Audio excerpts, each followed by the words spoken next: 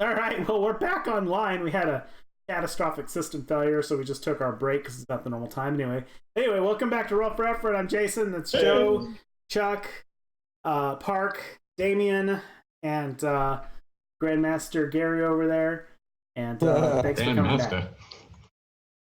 Oh, yeah. Don't forget to like, comment, and subscribe. I said that in the first one. Do I have to say it in all of them? I probably have to say it in all of them, huh? Everyone. Repetition They do post on different days. That makes sense. No worries, so. Yeah. All right. If you don't know what to do, watch the first video. It'll tell you what to do. Yeah, go back and watch the first video. Why are you watching this video without watching the first video? Okay. All right. So Joe, as Scored leads this ragtag group of folks to grandmother Ann's domicile, which he knows where, because he's been there many times, because he's healed them up with two. He does have to break out into song because I need to make sure that they all understand the words, because when we get back to the Painted Lantern, we are all going to sing it together. Okay. We will drink from Odin's horn when the hammer hits the stone. We will drink from Odin's horn when the hammer hits the stone.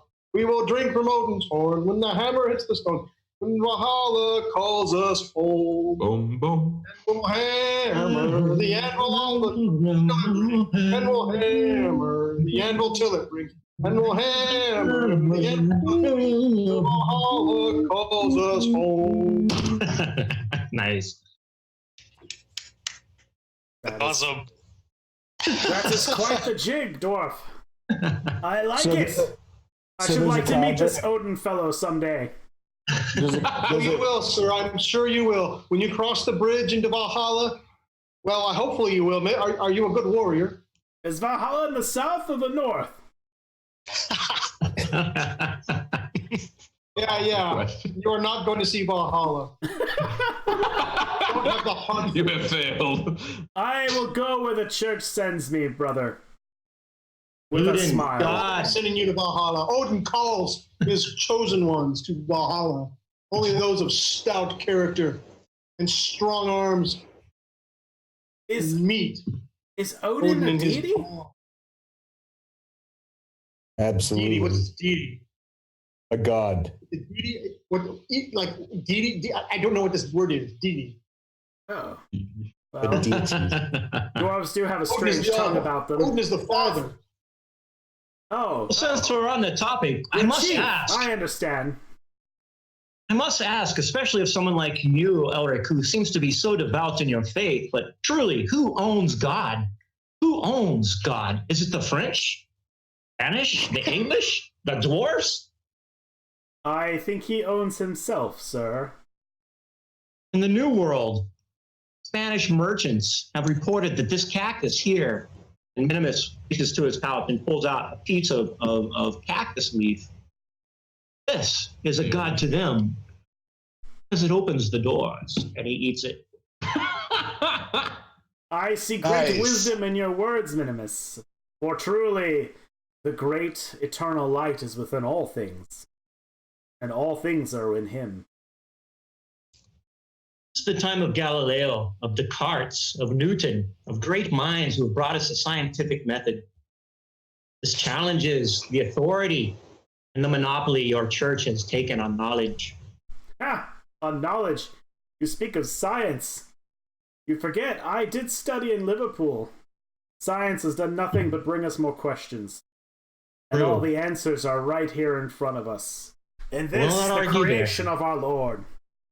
All right, and if I could interject real quick, it's like we're up for our first roll of the night. Oh, sweet. Minimus. Yeah. Minimus, make me, go ahead and make me a, which one should we put that as?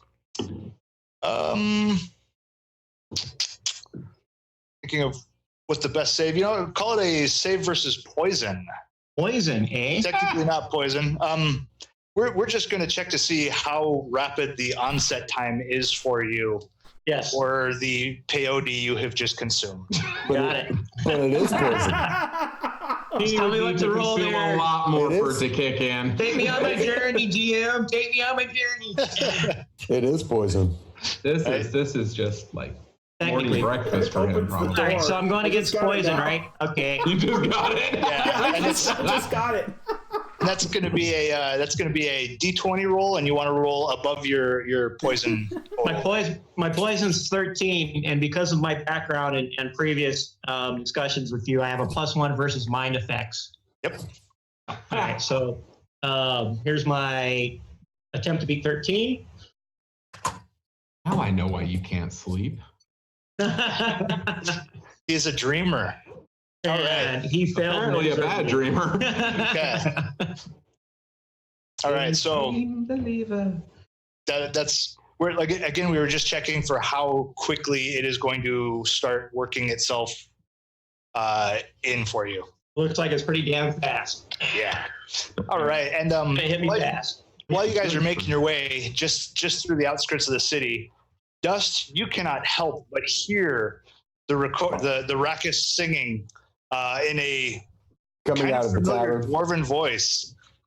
Yeah, you're just the church is on the northern side, so you're already kind of up following that road just a touch. Sure. And So behind you, you can easily see this group of three fellows, and in the distance, just behind them on that main road, you see the same younger fellow that you saw at the church pulling a cart. He's maybe another 50 yards or so behind that group. and these people are all headed out of the Painted Lantern, headed north. Yeah, or they're all just breaking the kind of that town line out into like the more countryside. There are farms scattered, to both left and right sides of this road. Let me drag that back so we can kind of see the little roadways Okay. through there. And So I like to think. Go quick ahead. Go ahead, GM Joe. Yeah, another quick reference. Each of the hexes are roughly like 6 miles. So there's quite a bit of space there, and Okay. and most of that surrounding Berksford is all filled with farmland and gentle rolling hills. Okay. Okay. How many would anyone here know how many days? Like how long would it take to traverse the 12 miles by road? By road, that's easily like the road's well maintained going to Filton. That's usually like a half day ish. Okay, so we can get 12 there miles. before dark. That's what I'm kind of concerned about. Humans probably couldn't get that far.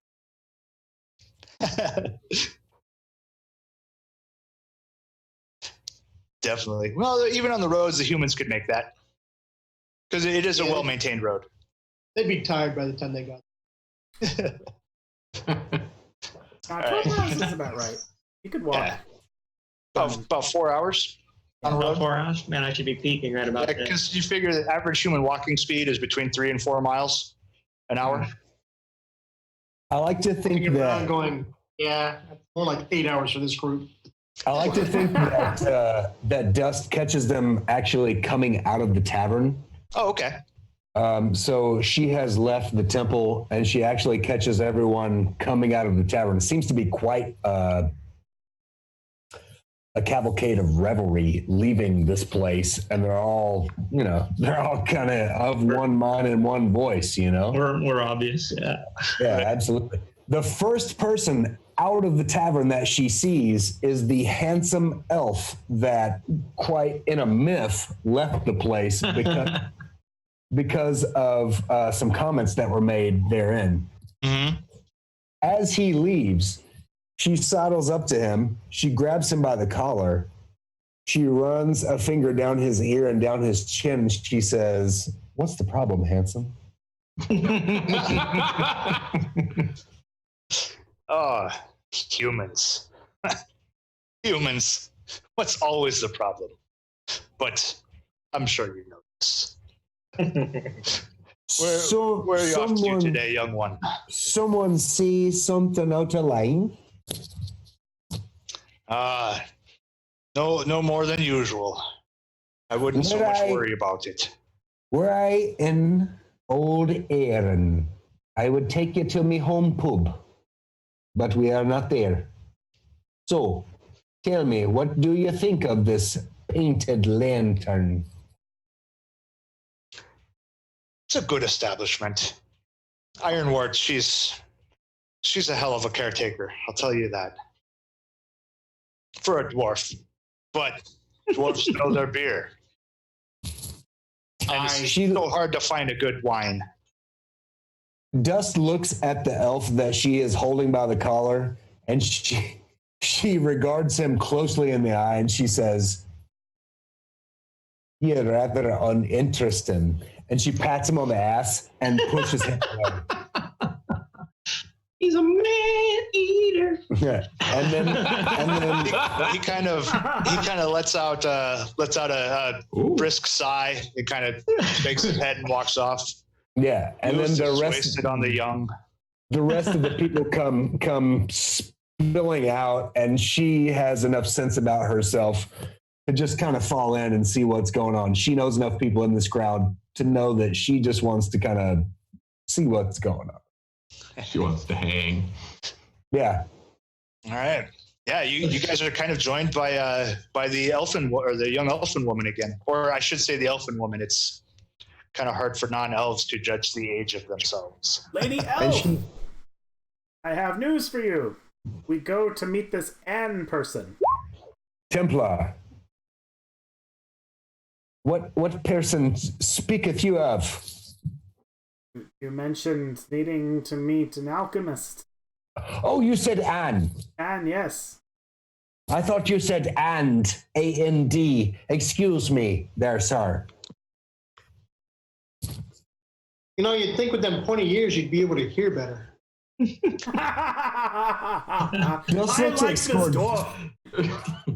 looks at Scordramley and narrows her eyes, and she feels the back of her ears, and then she does this, and she says, "At least I'm taller than you, sir." And a tall vision you are. My God, you're for real. Yeah, I reach out and I grab her garments and feel them, and I'm like, Your hand is immediately smacked away. let us go on. All right, and as this conversation is taking place, the obvious sounds of a cart kind of ricking and racking across the cobblestone roads comes up behind you. Etienne, you also at this time kind of, since we're forming a party, you come trundling up along to this group that's at first look kind of carousing in the street outside of the Painted Lantern. I'll give them a quick glance, recognizing all of them from my previous day, and I will sidestep them, run inside to the lantern. Ironwort, I'm headed north, heading to Filton. Do you need anything transported while I'm on my way? Oh, nothing going from down here there, love. But while you're up there, there should be something, a couple kegs coming back if you could. Since you're headed there anyway, I'll put some coin in there for you, lad. Oh, thank you. Is this the stuff from last year? Because that stuff was good. Oh, it is. He's a hell of a brewer, isn't he? Yeah. All right. Well, I'm also looking for Anne. Do you have anything for her while I'm headed out? Laundry? Oh, nope, nothing. Again, nothing going that way for me. And I'll say that as I'm kind of stepping out. All right. Well, if I run into Anne, I'll say hi to her for you. And I'll walk back to my cart. Walk back to my cart and make sure everything's tied down. Oh, it's going to be a long day. I'm going to stumble over the cart away. I'm going to grab onto the end of that thing and pull my salty ass onto the back of it and say, "Are you going to Anne's, you say? Can I catch a ride? I have a delivery for her. Why not walk? We can ride and sing." This is a pull cart, sir. I don't have a horse. Well, then follow us, good friend. We are all heading in the same place. Fine. It's better to travel in groups on these roads. It's not always safe. All right, you guys head off out of the town. It's a nice morning. It's closing in on noon. 11:30ish for the timekeepers, and it's a beautiful, lovely day. And I am wondering where my music is. I just realized my sound had stopped. Yeah, it's a lovely, warm day. You can hear the river gurgling away in the background. and light summer, light autumn breeze. It's kind of, I guess, an Indian summer, you could call it. It's a bit warm for the season, but it comes in waves. And getting up more or less a mile or so outside of town to the north. Travel and music there, sir. Yep. About a mile or so to the north there, you come across closer to the wood or the edge of the wood line, as everybody can see that. This kind of older looking thatched roofed hut, which, scored, you definitely know that this is where Grandmother Anne usually lives here. And this is, just up along this edge here, as it were. Or we'll put it closer to the road. Whoop. Kind of right in over there. I will just walk right up to the door and knock on the door. All right. And you just hear like kind of a muted echo of that fist to the door. There does not appear to be anybody home. Do I find that to be unusual? Not in the slightest. Grandmother Anne is quite the wanderer. Well, boys and girls, she's not home. Back to the Painted Lantern we go.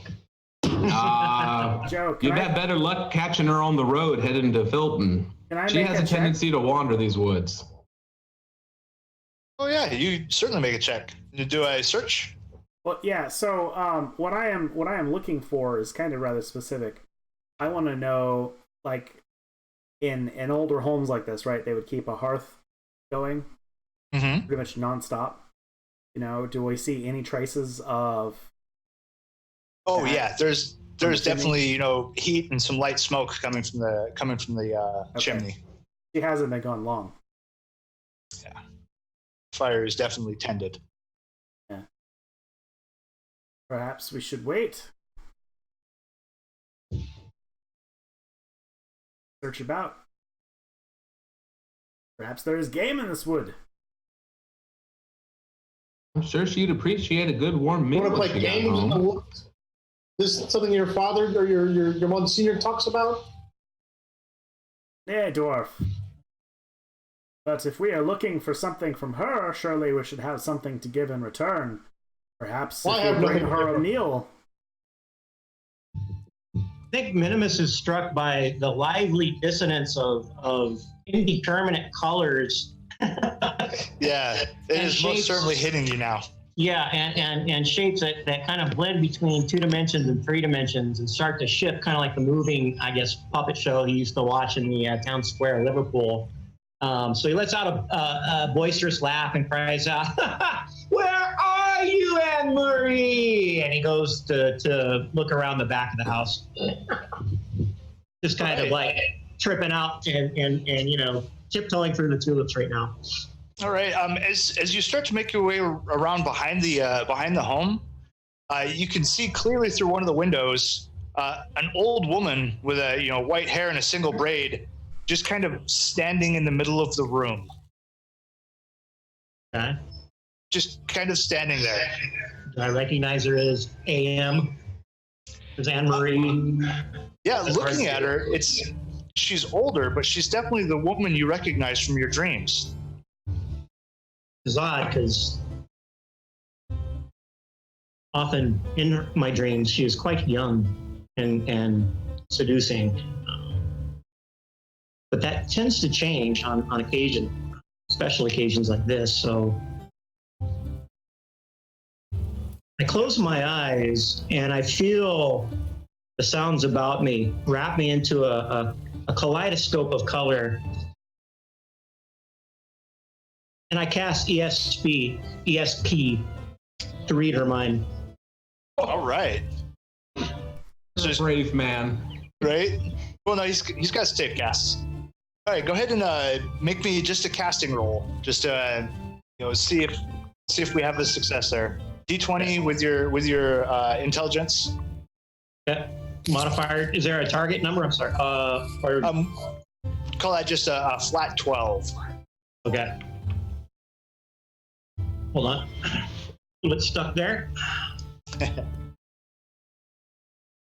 Rolling? Roll. I don't know. I hit it. Probably gonna roll. Yeah, it might be just delayed. Yeah, sticky. Right? Sometimes it takes a second for it to pop up. There you go. Oh yeah. That's a hit. Yep. Yeah, spell cast perfectly. And just in case if it comes up, I think that is your only safe cast for the day. Everything else goes risky. Yeah. All right. Yeah, so you get all of a sudden, like, as your mind closes listening to these thoughts, you start hearing this kind of these almost like rhythmic drums beating in her mind. And this kind of flowing thought that's just running through her. No, it does not. Sorry, it's easier to answer that. But just kind of this flowing rhythm that you get, and you hear her voice, this older woman's voice, or actually, I guess it would sound quite young and fair and vibrant. The wind is rising. Time is but a tawdry flow. What is the path? It is but to go. And then you can feel this image in your mind turn and kind of disregard you. Come in, child. I guess it is about time we met face to face, is it not? And then, like a door closing, you are shut from her mind. Nice. But your spell can still focus elsewhere. I believe it lasts for like an hour or something. No, I think it's just a round, dude, at level 1. Is it just a round? Yeah, it's just a round. Okay. Which a round is a full turn of players, right? It's Yeah. not like, I sure. Okay. And at this moment, the rounds are like 10-minute rounds. Okay. Combat with rounds that, are short ones. I'll kind of make my way, Jim Morrison-esque around the corner, because I was behind the house, and I might have taken a moment there, but I don't think there's real obvious demonstration of a spell that I cast. But I'll come around the corner and say, "She's ready for us. Let us go inside. It is time." And I'll walk around and lead the way and open the door inside. All right.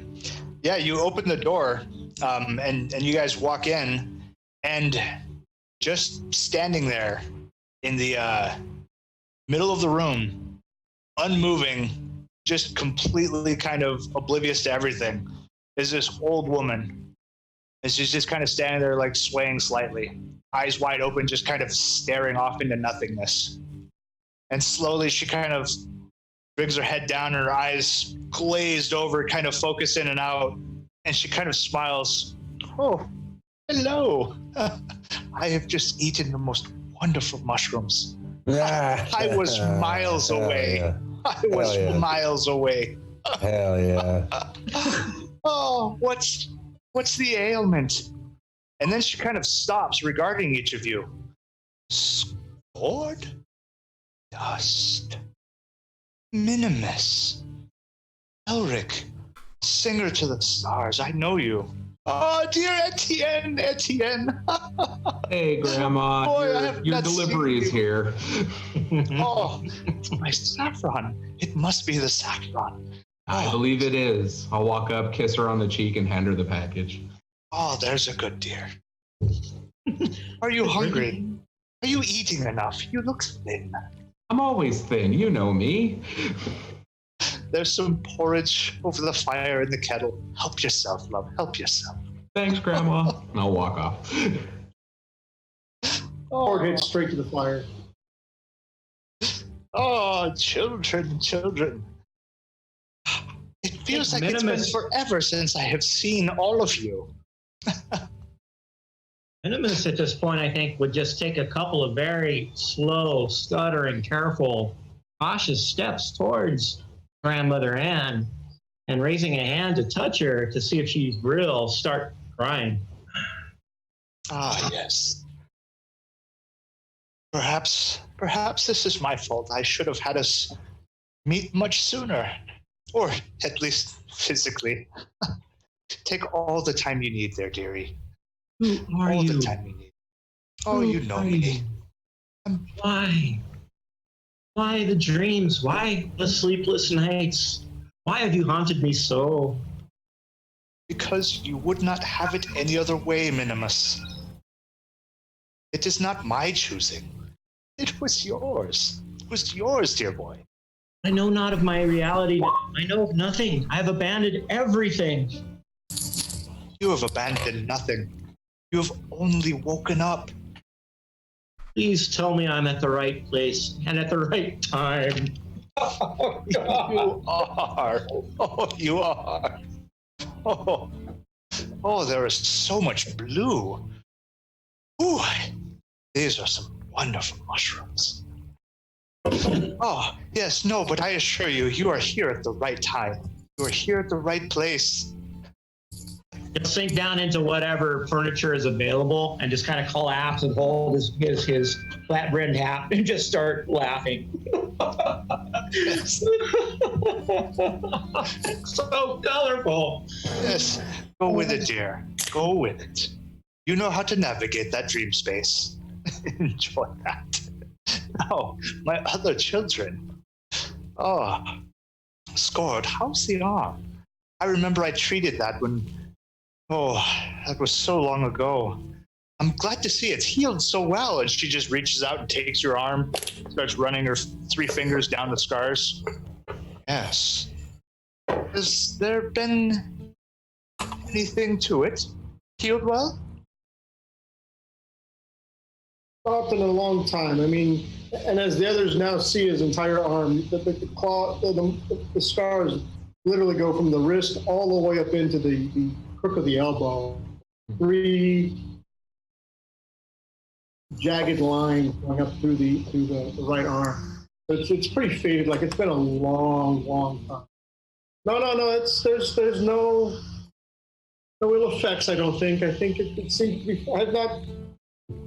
The collapse of the mind so long ago. It seems to be fine now. Yes, collapse of a mine. I remember that. Oh, but surely they look more like some animal or beast. But that's not for me to surmise or take any wild guesses about.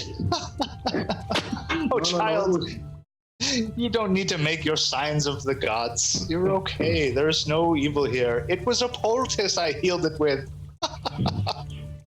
Dear boy. Oh. The sign was to bless your food. Oh, but it is blessed.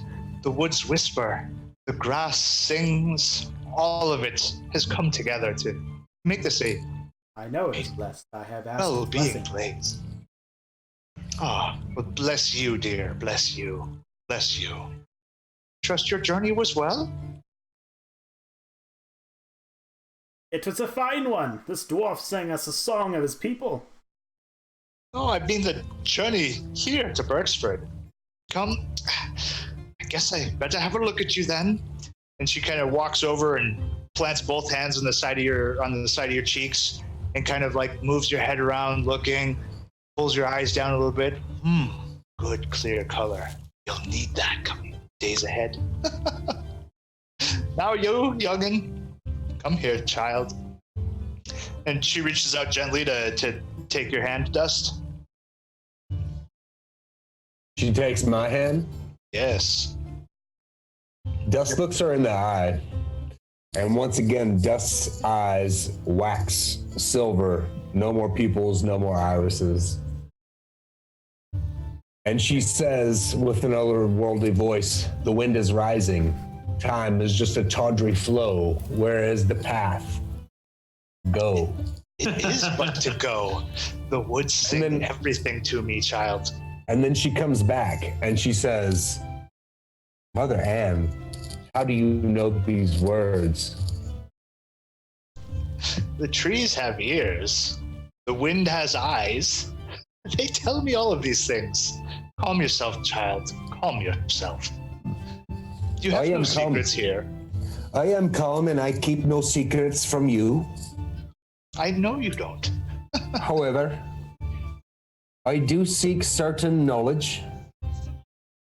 Oh, I And I'm afraid the road that you will have to take to find what you seek is long and far away from here. I do have a bit of kine. Oh, I don't have the things you need here. She takes no point. Do you know of the stone circles close to here, and do you know anything of them? Oh, you'd be talking about the stones over on Farmer Gimble's land. I dug those up a few months ago, he did. So strange, so old. Not from here. Not from here. Carried over from some kind of a dream, I believe. Are they speaking stones? Are they menhirs? Do they speak? Oh, not to anyone who knows how to listen here. What about to one of the elder blood? No, I've had some friends of your kind help me investigate them. They are quiet on the side. This side, that is strange. That is strange. Perhaps it's this side of a dream. This side of a dream. I would love to how to listen. Thoughts are audible as any voice. Yes. I would love to help. And I dream of other sides than this every day. I know that the legends are true, and I know that this is not the only where or when. And I know that the teachings of Addershine, which I was taught for the last some years, are true. Oh, Can you help me find these things? You don't know what you don't know yet. But bless your heart for holding strong onto that. I'm sure with the things I feel, there'll be many answers and many more questions coming. I see all of you. I see all of you so clearly, but so far away. Oh, I'm afraid I'm keeping you too long. It was the all of you going to Filton, was it not? Were you looking for the children? No, not yet, not yet. Another thing. Oh, I know it's here somewhere. Oh, Father Eratoli. Yes, I think he... Oh, but then I'm saying too much. It's these mushrooms. They're so very wonderful. I can't explain. I'm tingling all over, children. Why have you come? I'm getting ahead of myself. In that case, and Dust regards her dubiously. In that case, do you have any stacks I could rummage? There's only herbs and various tree barks and things here. As I said, what you seek is a long, far journey. Is there a graveyard in town? Oh, hey, there's the cemetery back at the church. Aye. But again, the things you look for, you will not find there. Elric interrupts and puts his hand out towards Dust and says, "That cemetery is consecrated ground. Shall not be disturbed." Dust looks at Elric, and she grabs the hand on her shoulder, and she caresses it lightly, and she says,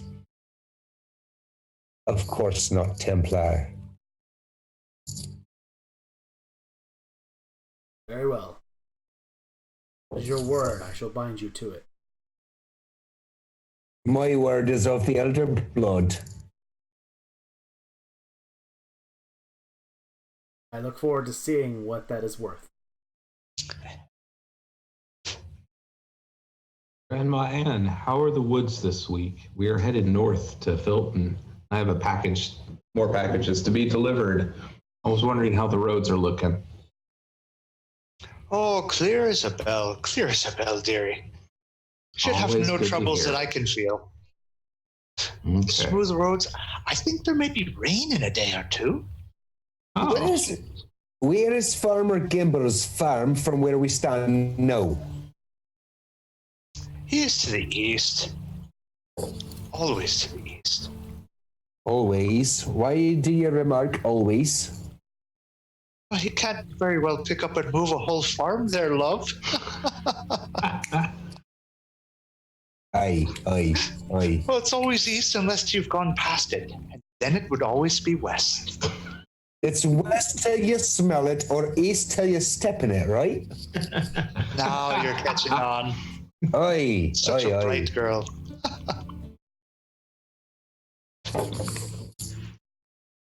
Wiping his eyes from both laughter and crying in a miserable fashion in the rough furniture that exists in his habitation, he stands to his feet.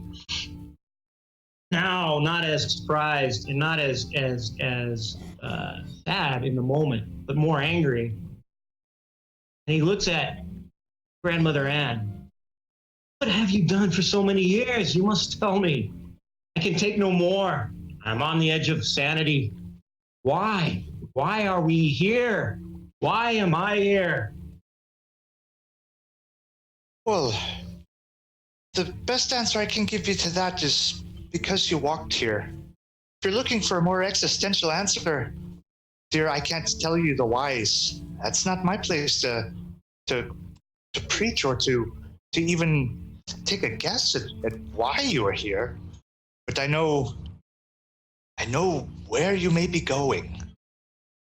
At the mention of the word existential, Dust cuts her eyes and says, the French.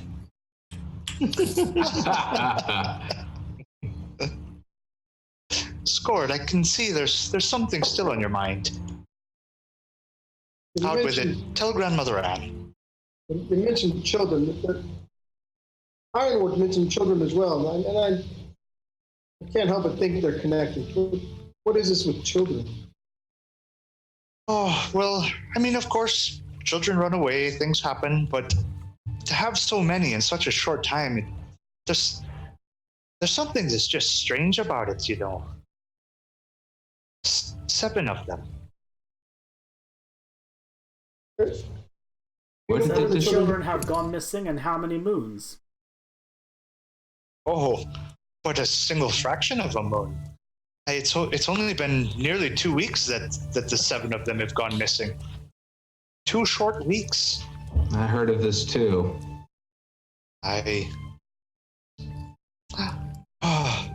But I'm sure that will work itself out. These things often do. Where did they go missing from? Oh, some of them seem to disappear straight from their beds. Others will traipsing around through the farmlands. I can't quite be sure where. But I've not heard a single whisper of them through the leaves, and the trees usually do know what's best and tell me of the important information. Why, they just told me the other day the bees are moving. Found a better field with more flowers.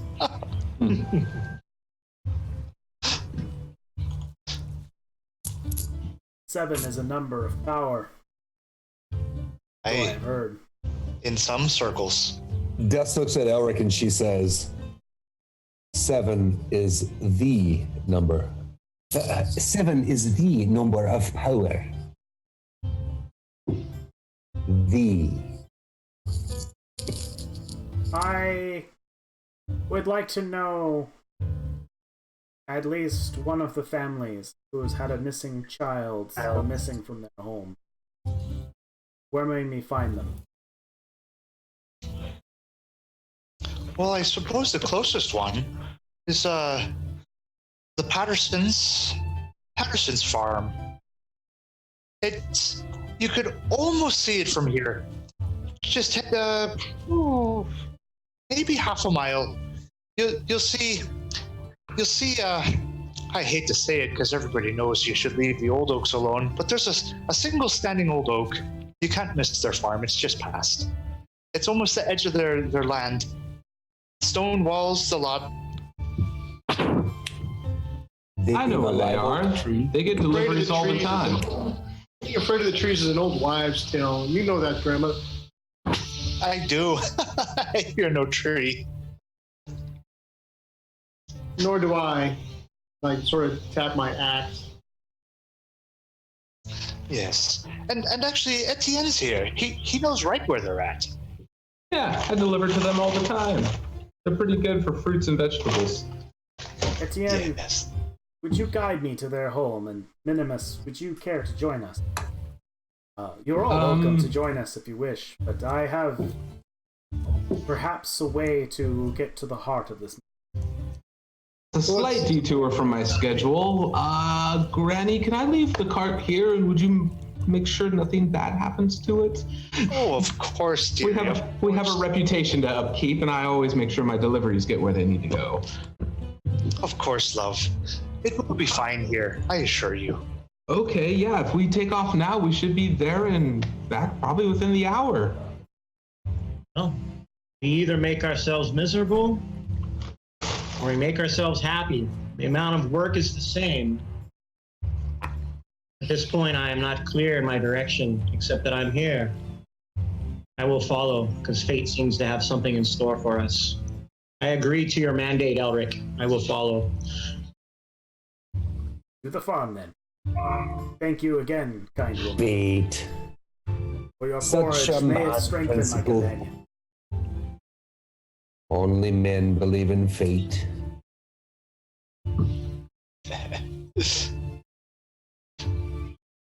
All right, so you guys set off towards the Patterson's farm? Yes. Yes. I'm assuming that's under this picture somewhere.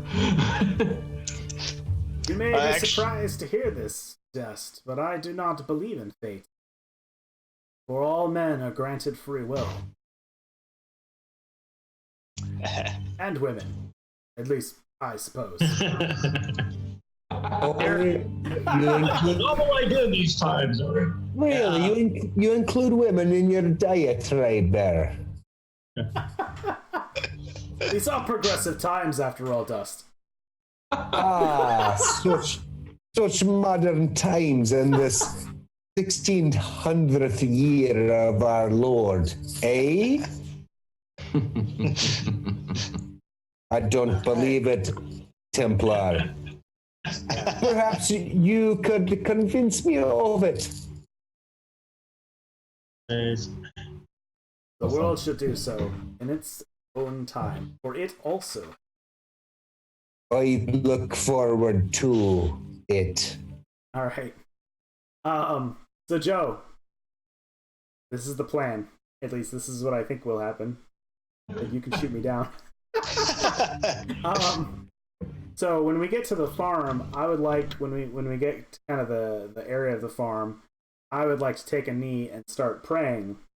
And I don't know if this is gonna be done in like a ritual manner or if I need to make a check for it, but I would like to cast Detect Evil to see if I can pray out, any traces of anything that might be spiritually nefarious or otherwise.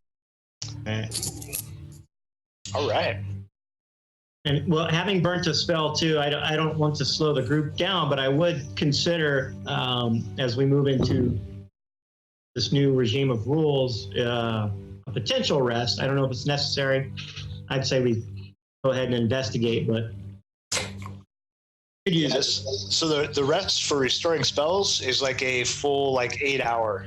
Yeah, I know. It's a full 8 hour. It's Overnight day, sleep, basically. right? Yeah. Yeah. Okay. Anyway, Let's continue on. that's my intention, at least, when we get to the farm.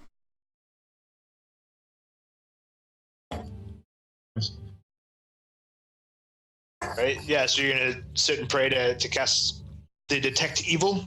Yes, I'm trying to foster out if there's some trace of whatever might have happened to these children. I can glean, I still look at my magic as being more of a divine thing, right? So I'm kind of expecting to get just sort of like a feeling and a direction or something like that.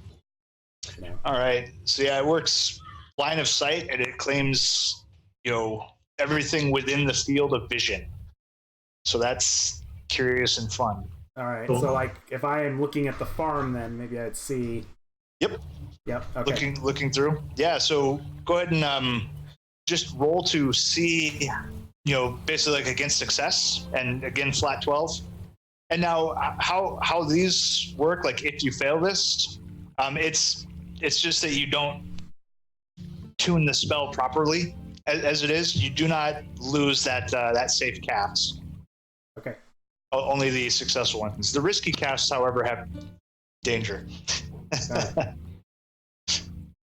Now, I need a little more time to pray. Ouch!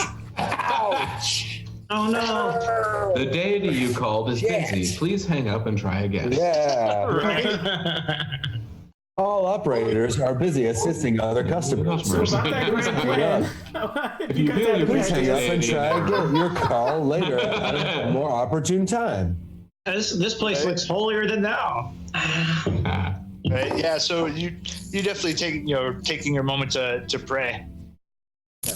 All right. And while that is happening, Scored, you start to feel specifically along your scar this kind of itching and almost burning, like kind of similar to that sensation of like a wound healing. You kind of feel that kind of itch to it and a little bit of a burn. So why don't you go ahead and roll me? The tendons are reattaching. Whoa! Or that is, if you would like to kind of focus on why that's happening. It's very unfamiliar. You don't quite remember a time that it's done that to you before. Is that a D20 or D6? That's a D6 against your pips there. Ooh! Wow. Probably a 1 in 6, huh? Right? Ouch! Oh yeah. I think Harsh. I think it's more than 1. Yeah. Yeah, don't add the 1. So, yeah, you get this kind of overwhelming kind of feeling that you're not quite sure what it is, but it's tucked up and hiding underneath that lone tree at the corner of the farm. There's something there, and it's the more you kind of look in that direction and look at that specific thing, it feels like it burns more and more. Just the other side of being painful. What the fuck? All right, You got cursed. Joe, tell me, do I have any memory at all of what we talked about? No, not quite. Nothing's really coming up. It's like that. It's like everything from age 6 and earlier was kind of bleeped or forgotten. Gotcha. Yeah. All I feel is a burning sensation coming from that tree. Yeah, like everything in you tells you that something about that tree or something at that tree is the direct cause of what has happened to your arm. That tree that we see in the distance? Yeah, that's So that lone old oak at the corner of the Patterson farm. I cast fireball. No, I'm joking. I turned to my compatriots and I pulled the sleeve up and I just rubbed my entire arm from the elbow all the way down to the wrist over and over again, trying to get rid of the itching. I glanced at my compatriots and I glanced at the tree and I said something about that tree. Just there's something there, and I just start running towards it. All right. You're taking off running towards it? Yep. Nice. All right. So what I need now is somebody, it doesn't matter which of you, but I need one of you from the group to roll a D6 for me. On it. Oh, never mind. Hey. Oh no, that was me. Oh, ha! Ha ha! I see you're doing with a 3. All right. Oh, very well done. Right, I see that which you put there. Right, I'm sure there was curiosity. That was a roll for surprise. Oh, no. And all we've determined is that nobody is surprised. I really am. Yeah, right. Large open field. Large open field. It's hard to Speak to display. me. Well, all surprise denotes is whether or not you get in before initiative. Boom. Popping out from behind the tree, just this foul thing. I mean, it's clearly a thing of legend. It is a straight mythology. Such collaboration of beast and man should not and does not exist. Yet it is there before your very eyes. Let's roll initiative. Whoa. Minimus, is this your doing? My doing? Minimus, get behind me.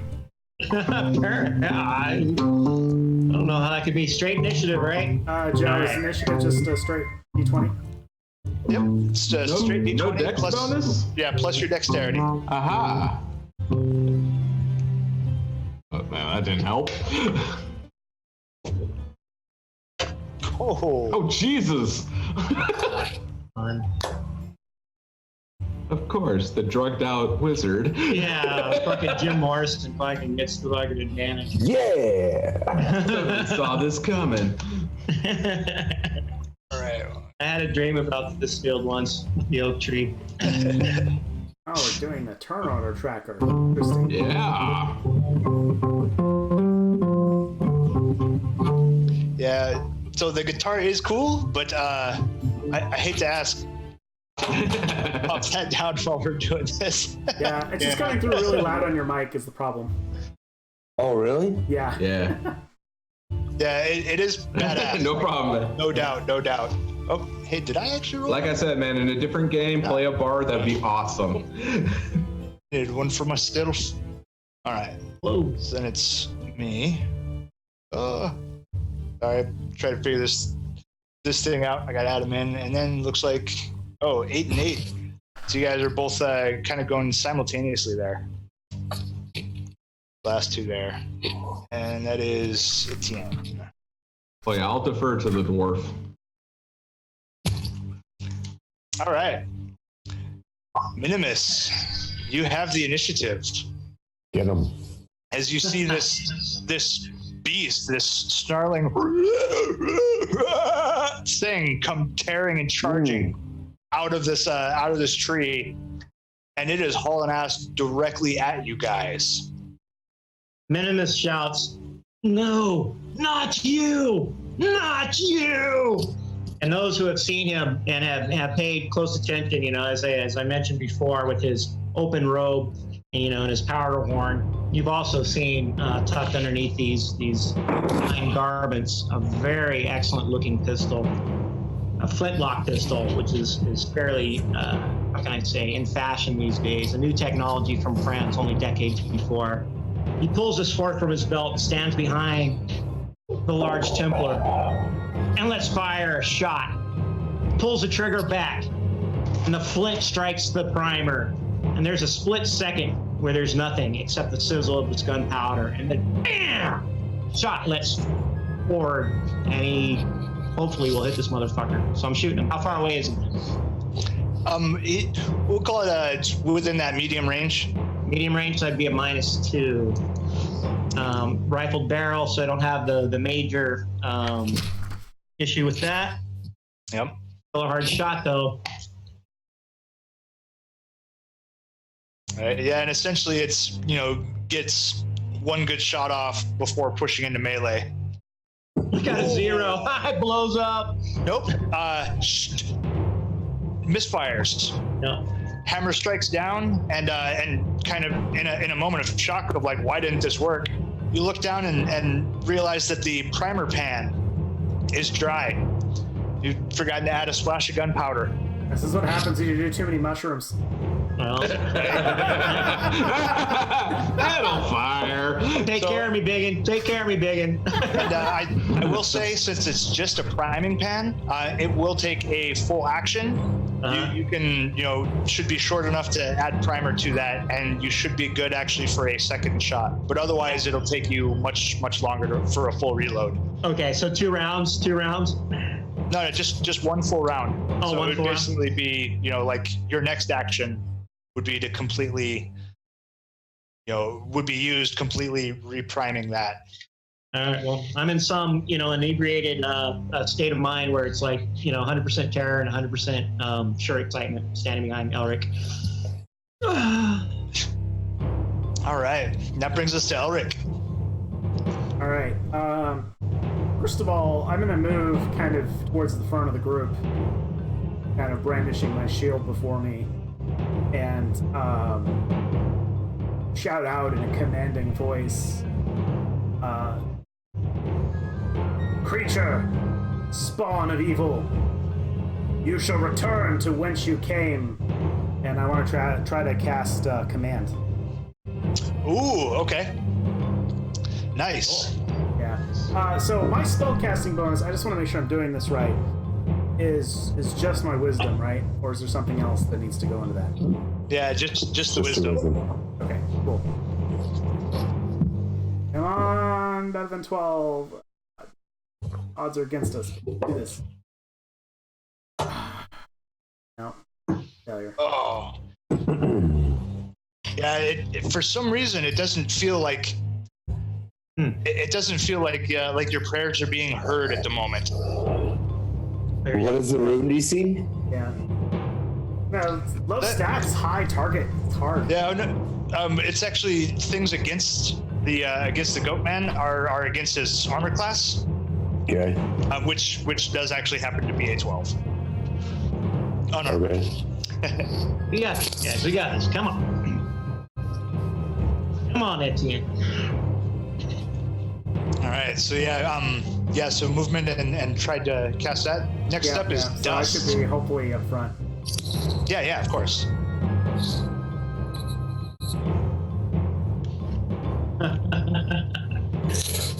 Dust sees all the nonsense going on in front of her, all of the silliness of these younger races. She sees this goat man come out of the tree with his axe, and she regards him not feeling so good about what her compatriots can do for her. So she is going to go ahead and cast Phantasmal Superborea. Yeah! She is going to summon a wolf named Arno. And GM Joe, do I do that with a D20? Yep, with your int modifier. Just to which is a plus one. Yep. Yep. Yeah. Or psychedelia was the one. Yes. Yeah. Ah. Ooh, There 20. Right, There you go. There you go. She will summon a wolf named Arno. Arno appears and he has a mane that is swept back past his ears. He has earrings. He has many feathers all throughout his fur. He is all white and he is trailing phantasmal dust behind him. That's cool. And he will attack this goat man. How do I do that, GM Joe? This goes back to that question he asked earlier. I'm just being honest. I'm just being There you honest. go. That's awesome. All right, Wolf. It's a valid question. Right? Yeah. So Back in the same round he was cast. nope. It just springs to life this round. So and with that, I'm actually going to add it in at the end of this round. Mm-hmm. So it'll pop in next as it's just kind of And it just lasts one round because That's right. Because- Yeah, spells don't happen. So will he take Beast. Dust's turn?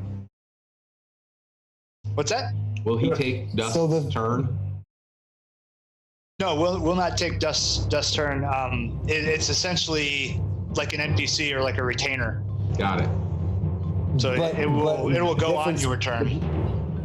The difference with this stuff is that the casts don't take hold until the end of the round, right? Yeah. You mentioned that last time, that the casts don't happen until the end of the round. So, like, because basically it's like Matrix-style gameplay, right? Where, like, everybody gives their moves and then it all happens.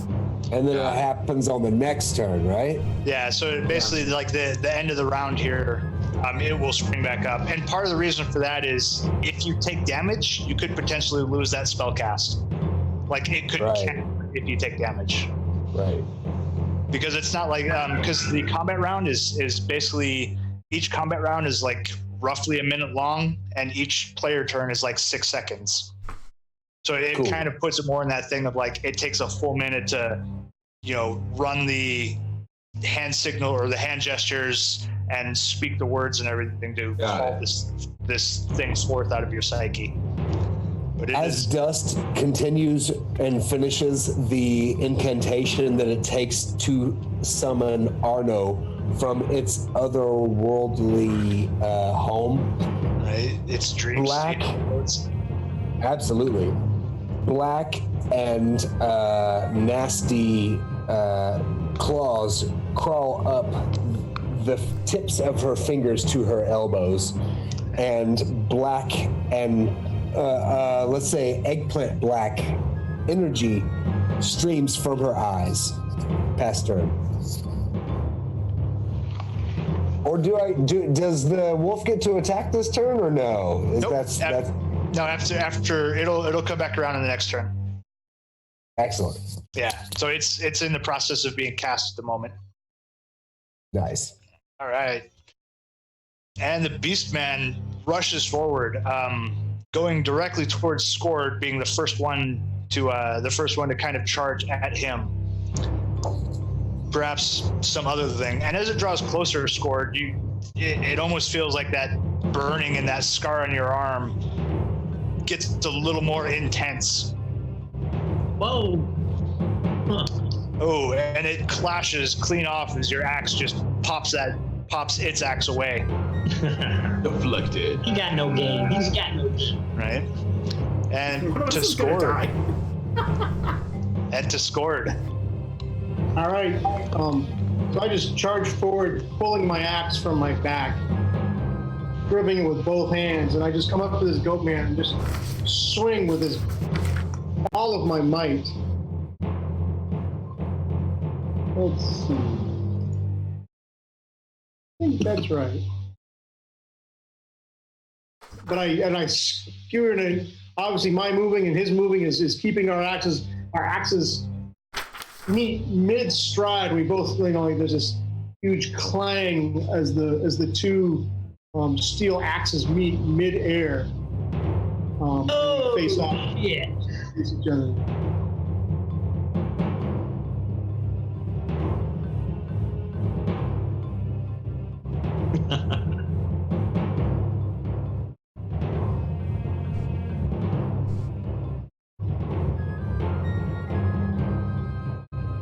Oh, man. It's like holding my breath, like wait on that dice to pop through.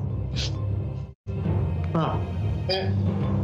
Like I said, the two axes just meet mid stride. We both parry each other's blows as we come to face to face. Right, the dice was an 8. I was looking down for it to pop through. My bad. Did see it. Yeah, it there's a clang and a vast ring that kind of echoes across this flatland. Tien. With all this going off, spells, blades, a giant goat man, Tien pulls his small crossbow from his pocket, aims it directly at him, says, "We don't have time for this. I have deliveries to make." Fires. Exceptionally comfortable in the bargain, guys. It's nice. It's Christmas, bitch. We gotta You're affecting my schedule. Nice. The fucking Amazon assassin. Yeah. Yeah, and that roll weaves right through and does hit, despite the fact there are 2 other folks in melee. All right. There's a possible chance that it might have hit one of the other 2. All right, so I do not add the attack bonus for the damage. It's just straight D6? Yep, just a straight dice. All right. Got this. Yep, I have a schedule to keep. Oh! Yeah!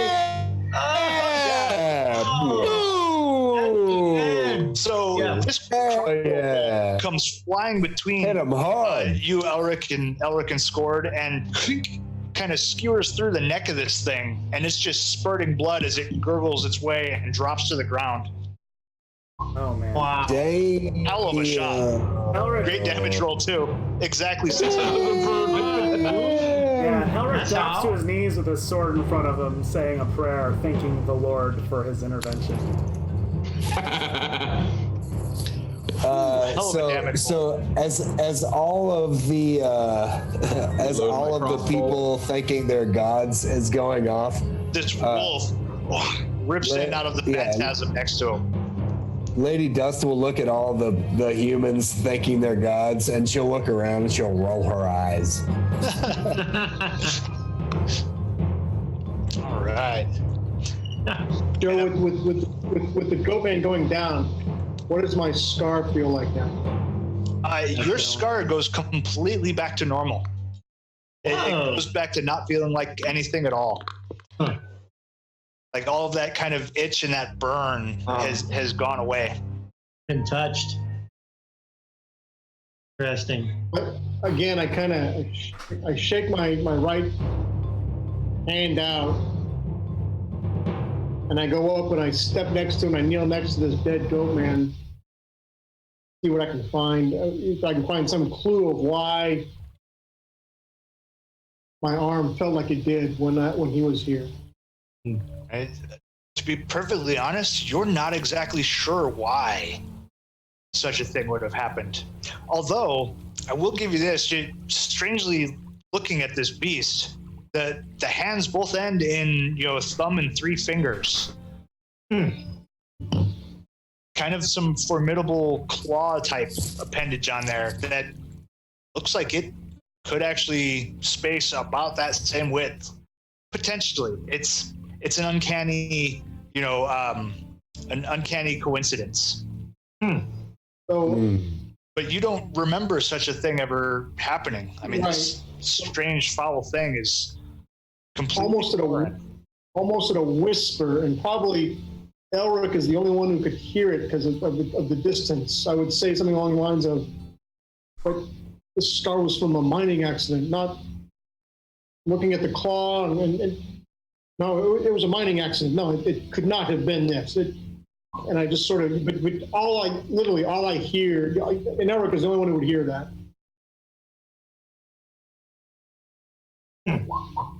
Wow. You have never seen anything like this. Pretty much. Yeah, it doesn't quite ring a bell for you. I retrieve my bolt. Yeah, it comes free after a little bit of pulling on it, but I'm going to wrap it up in a small piece of cloth. Say, Annie might like to see this. Does anyone have a tinder box? We should burn the body. I have a tinderbox.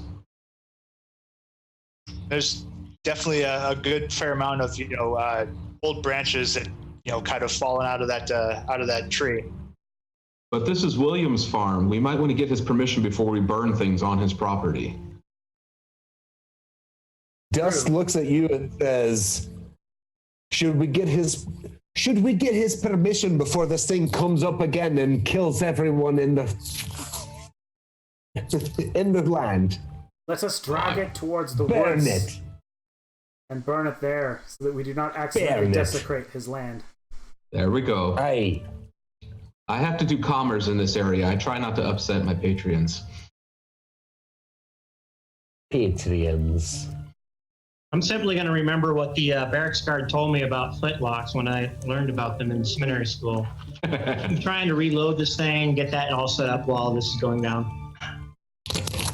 Yeah, you look it over and it sure enough just appears you forgot one tiny little bit of putting a couple grains of powder in that flash pan.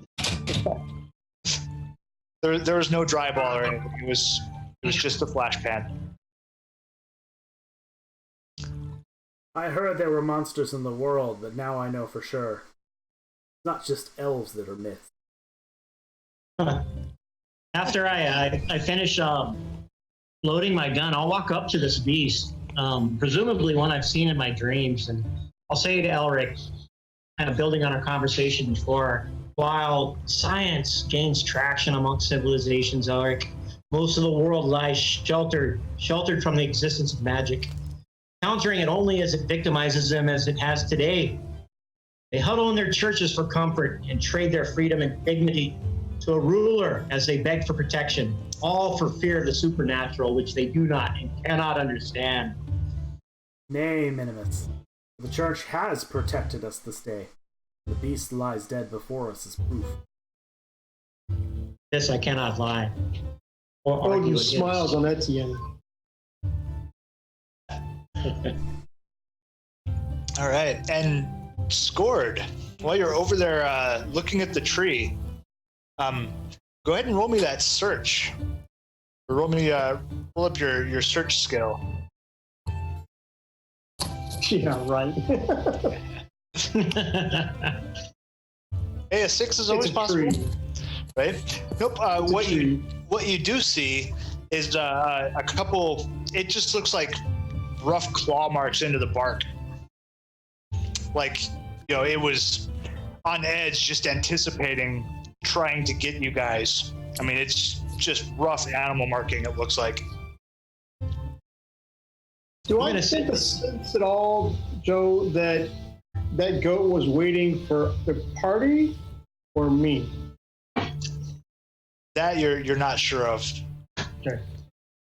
Can I compare the beast that's dead in the ground against the notes of my dreams for an investigation check?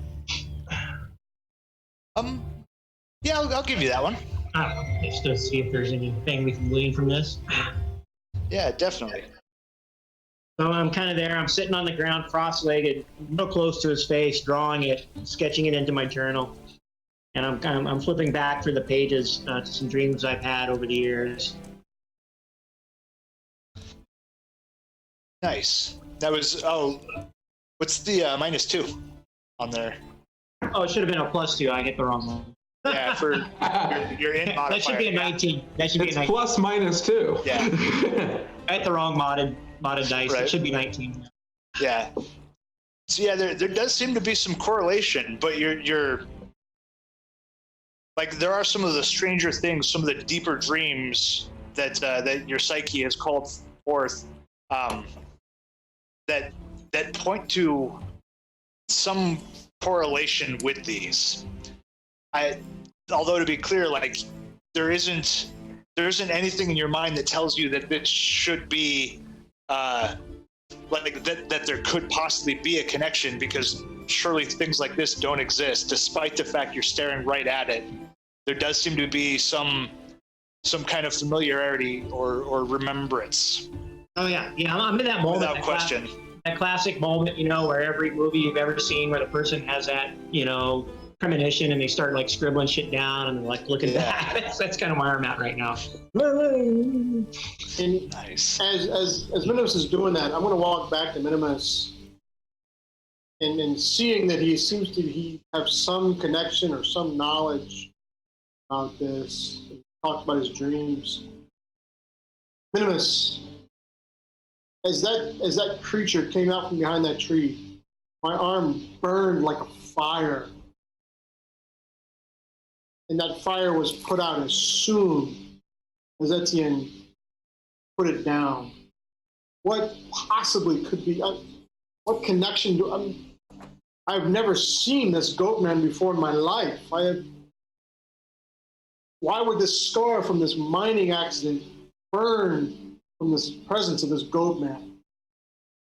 Ask questions I cannot answer, Dwarf. I have many questions myself. One thing I know about magic is that when fear and doubt are involved, as they are one and the same, the only thing that can come is failure. But today we succeeded. This I do not know why. Perhaps it's us coming together. Perhaps something deeper that we do not see. But for some reason, we are successful today. And I'm sure sitting here on the ground, looking at my journal and looking at you and looking at this tree, this oak tree that I've seen 100 times in my dreams, that this is real. real as I'm sitting here with this pen in my hand. I turn back down and I start to scribble more notes into the journal. I can tell you the burning I felt in my arm was as real as the fire in the fires of my home, where we molded molten ore into steel. This something is afoot here, and I do not understand. I do not have the mind to grasp it. Tell us, how did you get those scars, Scord? What is the story behind this? As far as I remember, it's the mining accident when I was with the young dwarf in the mines. But there's something that I question now, because as I look at the claws of these goatmen and this, the resemblance is too uncanny. I mean, how can this be this? If the claw marks so resemble this claw, this scar, how could it be from a mining accident where it matches his claw almost perfectly? I understand. Something that damaging, scars that deep, they should leave an indelible mark on your memory. Can you remember precisely what in the mining accident caused them?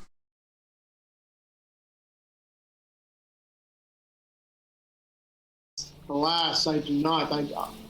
All I remember is I just remember the stones coming down on me. I think there's something at work within you. Yeah, the stones collapsing down, and almost some vague memory like they were trying to pull you into the earth. And as you guys are having this conversation, much like a dream in the waking hours, you kind of watch in just, abject surprise as this thing, this man beast, kind of begins to almost shimmer and fade until there's nothing there except for the broken grass where it had fell. And on that note, I think we are going to call the end of the session. And it's 8:46. As I'm grasping at the ground where this thing laid, and my journal falls from my lap and pen into the grass. So we got some heavy. No, so this is great. We got a heavy fucking RP campaign going on. Yeah, this is some real fucking RP shit. Oh, that's what's up. Like, I love that stuff, man. I don't know if I've ever done this before, like in an RPG group. I have. Yeah, I went from playing 4th edition to 5th edition to Ice RPG, and like I was saying before, those are like so heavy and dump stats that the chances of things succeeding are so ridiculously high, especially with advantage. Yeah. Like pretty much anything that people say will happen. So having that just sort of like, I can't just run in front of the monster and yell command and expect that I'm going to survive that. Like all of a sudden the realization set in, like, holy fuck, I could die like right here. Yeah, absolutely. Because I did that. And like, oh man, maybe I really shouldn't have done that. Like, maybe I should have suggested everybody run the fuck away and then we try to cast it, like this ain't 5th edition. You don't have 300 hit points. Yes, that's where we are. Yeah, so it's like, well, definitely changes everything. Totally, dude. Totally. Well, definitely. I mean, because you guys know what your hit points are, and Chuck, how much damage does your axe do? 4 hit points. Because the Goatman also had an axe of similar size. Yeah. So my axe is 1d8. So yeah, that'll do it. Yep. Yeah. So twice. Getting into a fight is just that deadly. Yeah. I just the realization really set in when I failed my roll. I was like, wait a second. I feel you, Jason. Man, I'm only rolling like a +1. Holy shit! I was feeling it before the game, bro. I was like, we are so conditioned, or at least I have been for the last year.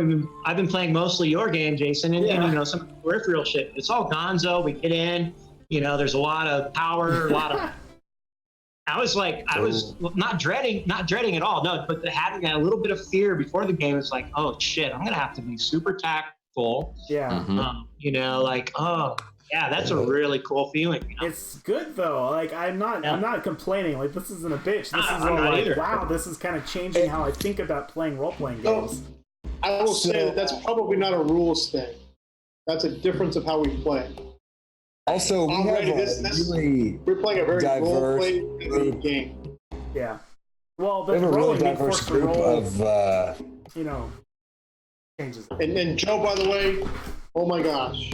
Yeah, very cool. Yes. Yeah. Very cool, man. As always. Thank you. Yeah, well, I mean, because I had asked, what kind of thing you guys were looking for and stuff, and a lot of you gave me all that same answer of a lot more character-driven kind of thing, which puts in a lot more RP and yes, and the exploration, which is slowly coming in. So I'm that's where my focus is at, and this is more like the games I grew up running where. When combat happened, it got scary and dangerous really fast. Yeah, and but the rest of it, more story aspects like pushing. Yes, the rest of it is very the slow knife. Ooh. Yeah, exactly. The slow knife, and it's okay. And it's okay. It's good.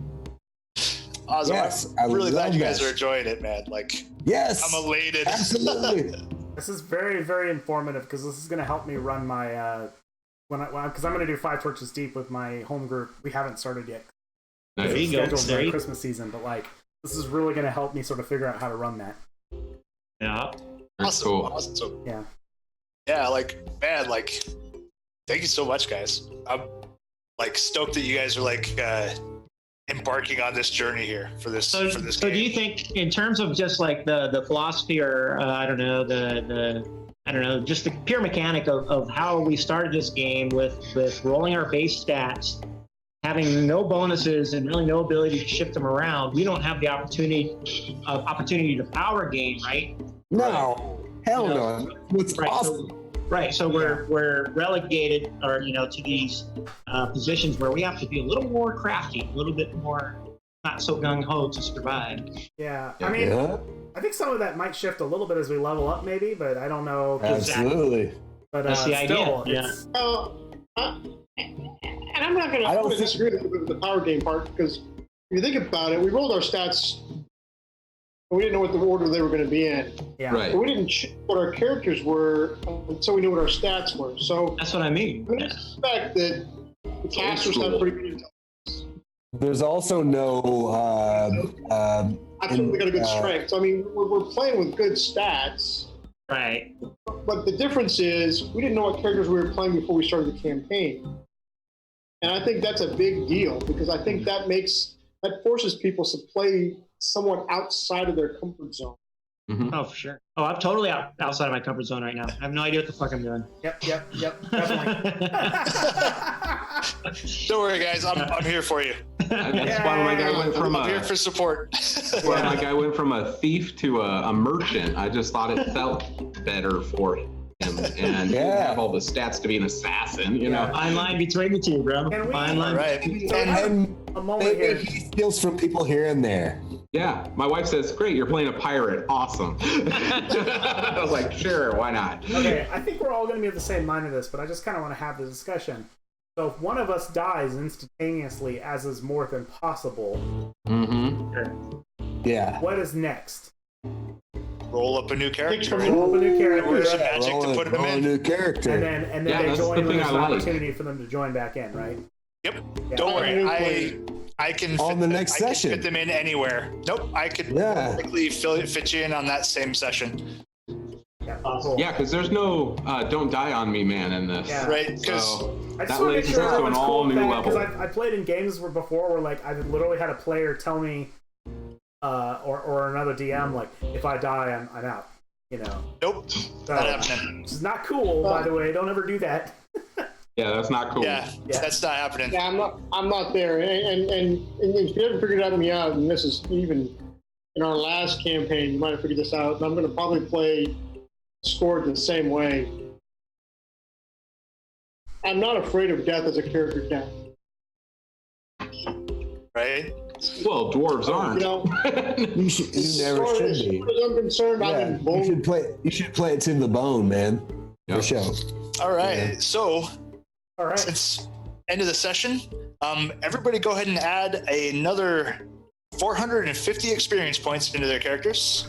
And again, this is, I'm doing my little tallies, adding things up, and then splitting it equally across the group. And now, a point that you guys don't need me for, each of you guys get to vote to who you thought had like the coolest moment or the best play in the scenario. And whatever majority you guys come up with on that vote gets an extra 100 experience points. Oh, sweet. Yep, just like last time. Like that's on you guys for the vote. Like I sit this one out. This is players picking who they thought had the coolest moment. You want that in the chat, or how do you want? Score. Go first. Yeah, let's go in order. Yeah, give me a moment. Because there's two that I'm really thinking about. And I'll go with my thoughts. So Dust, I think, was awesome. I mean, I think the whole, whatever the finger thing that you were doing just creeped me out just enough. It's like, oh. I loved it. But that being said, right, the way the magic worked through them. Because I'm the merchant, and I'm going to go play that merchant, and I'm going to deliver my packages. I'm on a schedule. I think that was cool too. So I'm gonna. I know this is a cheesy move, but I'm gonna go ahead and. I can't decide between those two, so I'm gonna roll it randomly. So 1, 2, 3, it's Dust. 4, 5, 6. It is Etienne. Hey, Dust gets my vote. All right. well done. I vote for Minimus for his fever dreams. Fever dreams. I'm going to vote for Dusk as well with his temptation, or her, temptation of the priest. That was a classic moment. Made us all feel uncomfortable. That's good shit and what we should be doing. That's true. That's awesome. All right. Oh, we missed Joe. But Joe's gone. Shit. You know what? Okay, I got the vote right here. Go ahead. So Jason, who's your vote? Well, I mean, Dust is definitely ahead, but so this doesn't really like change the situation much. But I'm actually going to put my vote on Scored for singing his dwarven song. Ah, that was cool. Hell yeah. All right. All right, Gary, you're up. I'm giving my vote to Elric for his anti-elven statements. That staying in character is awesome. No, for the record, he's not really anti-elf. Well, I know, but it's just wants the to help way you handle different species is awesome. sorcery, that's binding them to being an elf. I know, I feel bad about this encounter. All right. All right, so Dust came out ahead. He's got 2. No, he didn't. No, you didn't. No, I did. Everybody got a single vote from somebody else. No. Minimus voted for Dust. No, both you and I voted Dust. Right. You and Damien voted everybody else got 1. Dust, Dust got 2. Dust got 2. Right So on, what right. was it? It was 450 plus extra. 1. You get 100 extra experience points. All right, Nice. you guys come up with a decision? Yeah, we Yeah, go Dust for the won. DM. No. You can use those points however you want. It was really evenly divided, but Dust eked out ahead by 1. Nice. Yep, I figured it was cool if I rendered for my coffee because I have no influence on that decision. That's purely you guys picking like the coolest moments stuff. But I think that's kind of cool. Yeah, that's fine, man. It's like a hero coinish kind of a deal. I love it. Yeah. Yeah. Progression coin. Progression coin. Awesome. Yeah, Progression like it. coin. Whatever you can do to fill the bank. Right? Man, so yeah, again, guys, like, thank you so much. That was badass. Great session, guys. Yeah, really great. Hell session. yeah, man. Loving this shit, dude. I don't know if this Awesome. recording's going to turn out, recording on this crappy computer, but like, I really enjoyed this session. Hey, Yes. it's fine if it doesn't turn out well. As far as I'm concerned, like the heavy roleplay stuff is like the core of the hobby, man. Like I understand, you know, like combat is cool and rolling dice is cool, but the heavy roleplay stuff, man, to me has always been the crux of the hobby. I was telling you earlier, we go back to D6 Star Wars, and dude, I've always been chasing that dragon, and making that thing happen is wonderful, and that's what we're doing right now. So thank you so much. Yeah, and this is, I think for a lot of people, this is sort of, we're in like the advanced level of RPGing. It's kind of like, Chuck and I had lunch the other day, and he was telling me, he was talking about Matt Colville's video, you know, where he talks about like different stages of RP, and like the high combat rolling the dice game is like a lot closer to a board game mentality, whereas what we're doing here is much more cerebral in a sense, you know. Oh, there's a spectrum, man. There's wargaming. There's nothing wrong with any of those. I'm not dissing any of them. I'm just saying it's like a different it's like a different plane of existence. Yeah. As my wife says, we are the best at playing pretend. Yeah, really good. Say that again, Park. Which is, I said, as my wife says, we are the best at playing pretend. Oh yeah, no, that's what we're doing. Yeah, we're playing pretend. And absolutely, it's an amazing thing. So you know, right? Hey, I never grew out of the playing make believe phase. I just got better at it. Well, play is so necessary for survival in an evolutionary context. We're just at the highest complex level that we can as a species. We've been doing this since the dawn of time in varying levels. We just happen to be at the forefront, the edge, if you will, of what that really means. It's pretty cool. Yeah. Right. Full on immersive collaborative storytelling. Yeah. It's time though, guys. We gotta wrap up the video at least. So thank you everybody who's watching, and if you enjoyed the game, spread it around, tell people about us. We appreciate you, and do it. Leave comments for us if you have anything you want to add to our rampant discussions. Right? Or if there's something evil you want me to surprise folks with. Yeah. Just a comment. Get on the RPG, PDQ, or your SOL. Yep. ASAP. ASAP. All right. Good night, everybody.